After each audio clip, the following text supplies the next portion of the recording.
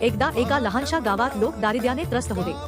कुणाकडे पाण्याची टंचाई, कुणाकडे अन्नाचा अभाव, तर कुणाच्या मनात नुसतीच शंका आणि भीती होती. अशा परिस्थितीत त्या गावात श्री स्वामी समर्थ प्रकट झाले. त्यांना पाहून एक भक्त धावत आला आणि नम्रतेने पाणी अर्पण केले. स्वामींनी हस्तमुखाने ते पाणी स्वीकारले. त्यांच्या त्या साध्या कृतीतूनही लोकांना अमर्याद शांती आणि आश्वासन मिळाले. येथे सांगायचं मित्रांनो, जर तुम्हालाही स्वामींचा आशीर्वाद हवाय तर हा व्हिडिओ लाईक करा आणि आमच्या चॅनलला सबस्क्राईब करा. यानंतर स्वामी समर्थ गावातील एका गरीब घराकडे गेले. त्या घरात अन्नपाणी नव्हते, चिंता होती. स्वामींनी सहजतेने एक रिकामा माठ उचलला आणि क्षणात तो स्वच्छ पाण्याने भरला. त्या घरातील लोक थरथर पायाशी पडले, कारण त्यांनी स्वतः दैवी कृपा अनुभवली होती. हे पाहून गावातील काही जणांच्या मनात मात्र शंका निर्माण झाली. ते म्हणाले, असं कसं होऊ शकतं?